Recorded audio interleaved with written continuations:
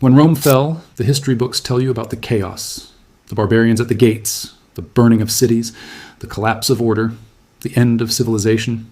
Here's what the history books don't tell you. The wealthy Roman families didn't lose their wealth when the empire collapsed.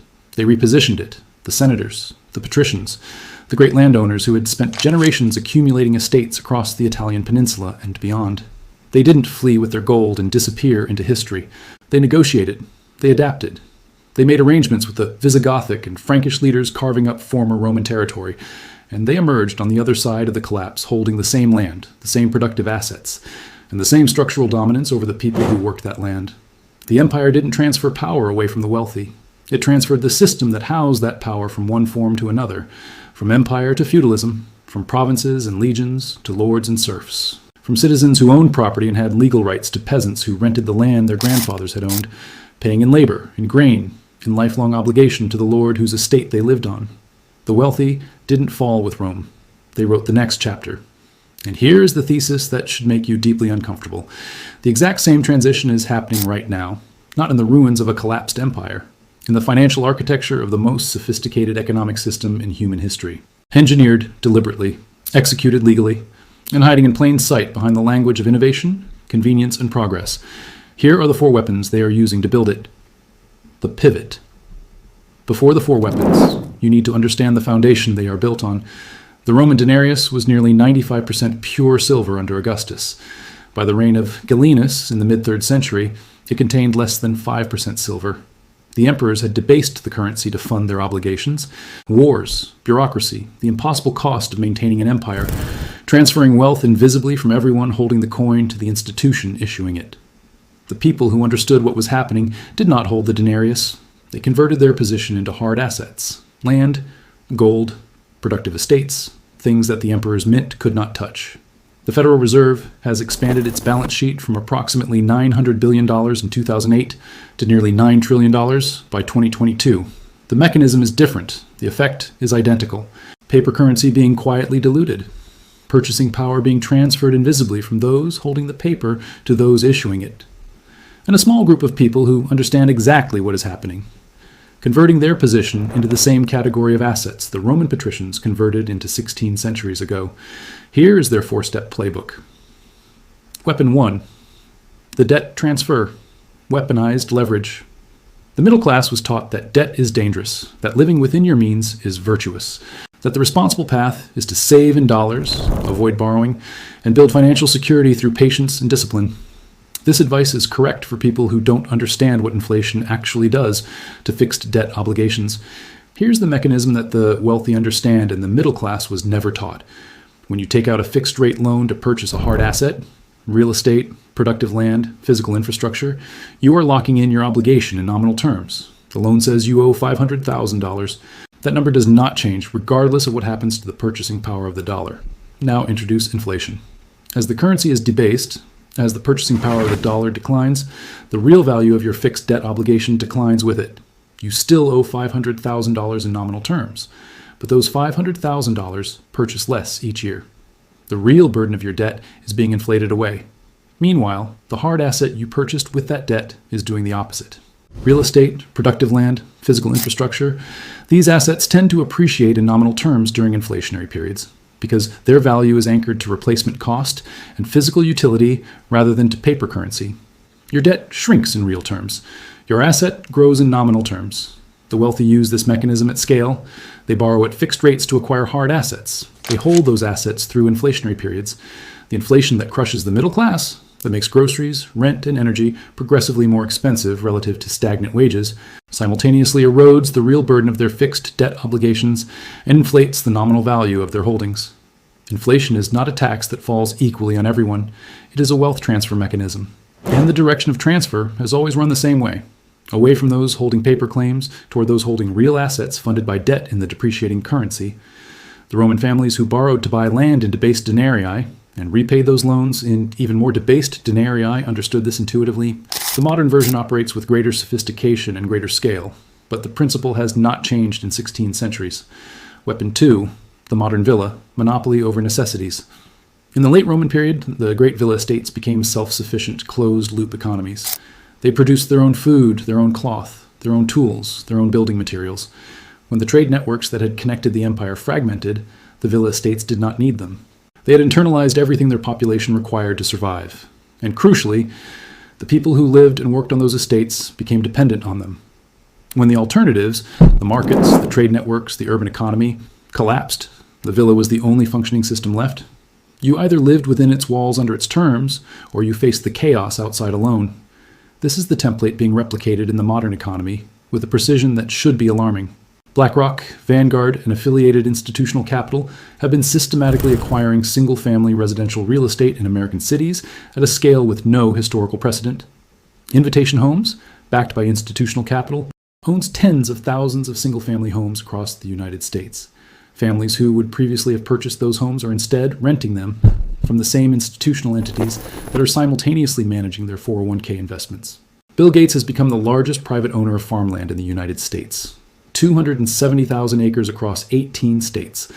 Agricultural land whose value is anchored to caloric necessity, the biological requirement of human beings to eat regardless of monetary conditions.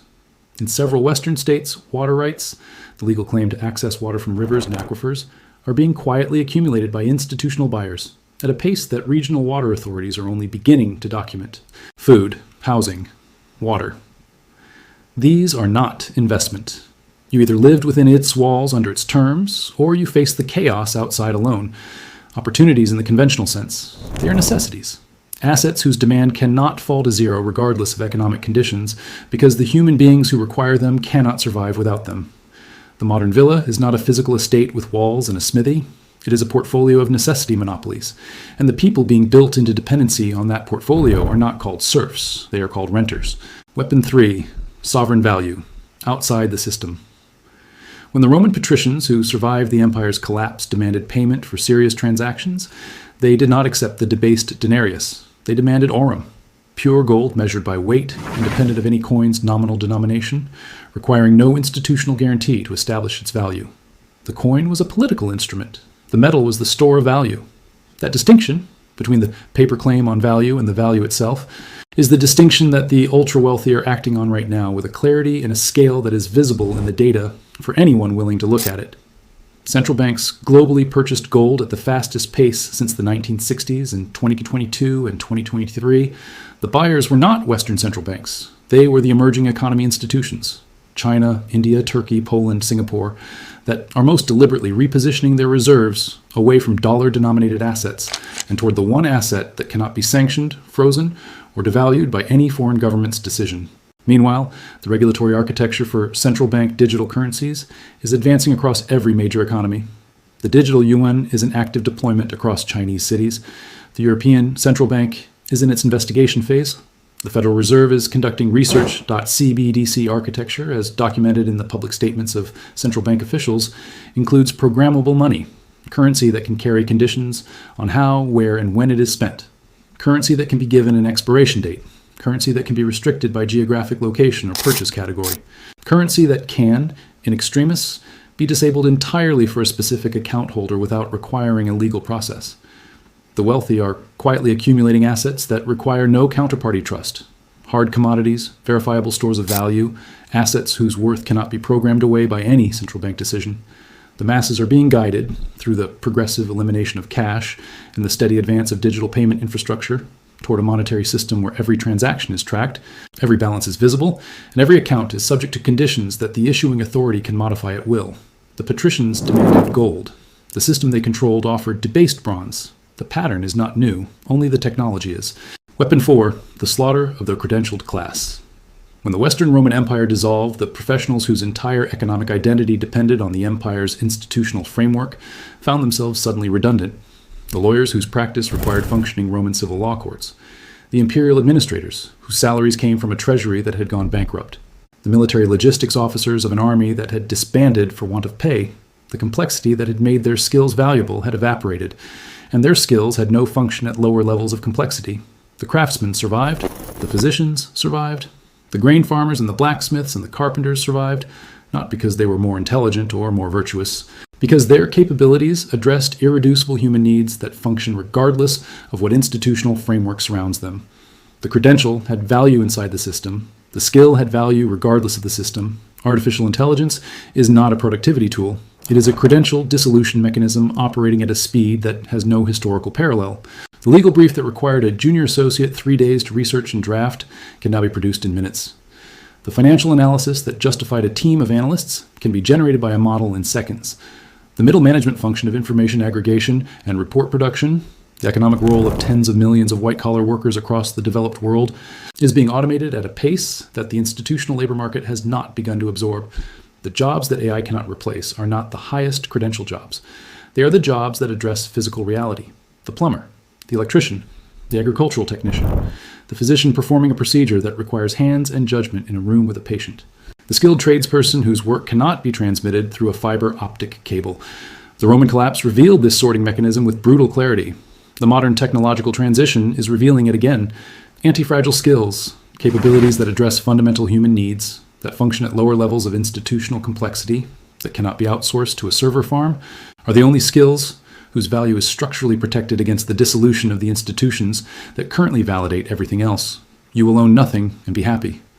This phrase, attributed to a World Economic Forum prediction about the future of ownership, generated enormous controversy when it surfaced in mainstream discourse. It was dismissed as conspiracy, as misquotation, as the paranoid projection of people who distrust institutional authority. It is none of those things. It is the oldest playbook in the history of organized power.